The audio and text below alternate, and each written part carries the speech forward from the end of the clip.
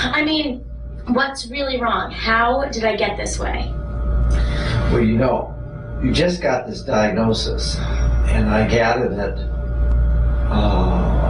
you understand that there's some good things about it in terms of your possible treatment and your likelihood of recovery. But this question that you're asking is one we know less about. We do know that about half, maybe more than that, of the cause of your disorder comes from your genes. And that the other half, or roughly, has to do with your environment. It used to be thought that it was in all the environment, and the genes were not implicated at all. When you say, what's it mean? That's more difficult. We don't really know what you've inherited. There are two major hypotheses. One is that you inherit some intensity to your emotions and a difficulty in controlling them.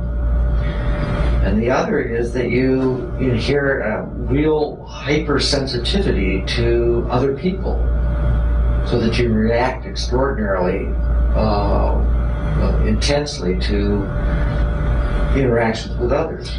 I don't do that. I mean, I don't do that. I have great relationships.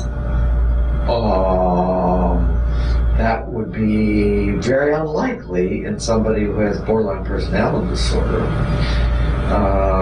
What about with your parents?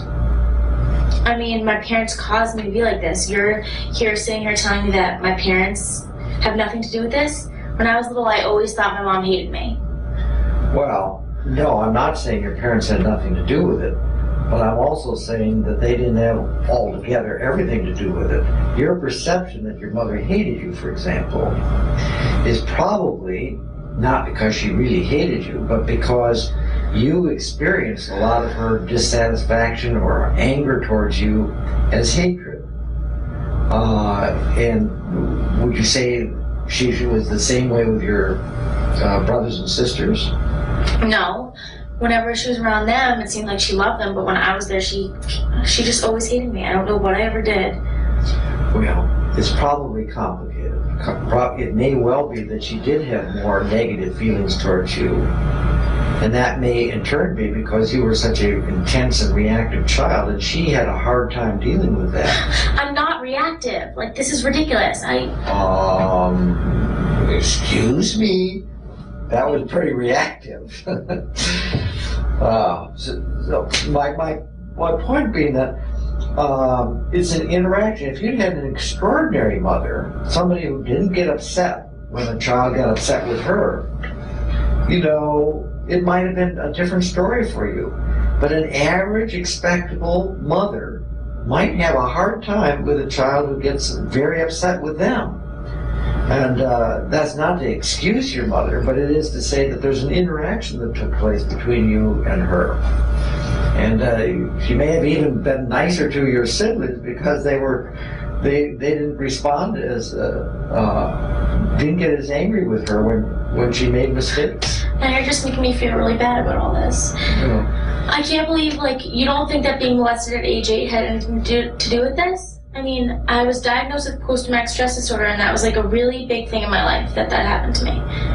Well, I'm sure it was a big thing in your life, and I wouldn't want to minimize that, but I would say that children who have molestation, some of them come away with it without any after effects, and some have lasting and enduring and severe effects. And the difference is that the children who have lasting and severe effects are those who are hypersensitive to begin with, and who are alienated from their families such that they can't go and talk to their parents for support. And the latter is certainly true for you, and I would suggest that the former is too, that you're probably a very sensitive child, and that the molestation would have more effect on you than it might on someone else.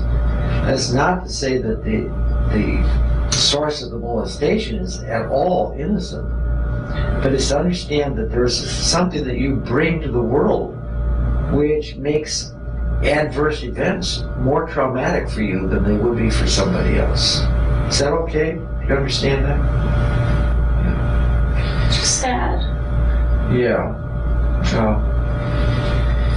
Brain gets shaped early in life, you know. And the brains of people who develop borderline personality disorder have a poor regulation of feelings, and then they have a frontal part of their brain which doesn't introduce enough reason to buffer it, so that it gets hardwired eventually into the neurology of your brain. It's very complicated. We don't understand enough about it. But I really would like you to read as much as possible and urge your parents to read as much. Do you think they would? Will you help me tell them it's important? I will indeed. I'd be glad to. And it's so easy for parents to blame a child. They say, well, this child's a bad child because they get so reactive and they're not grateful.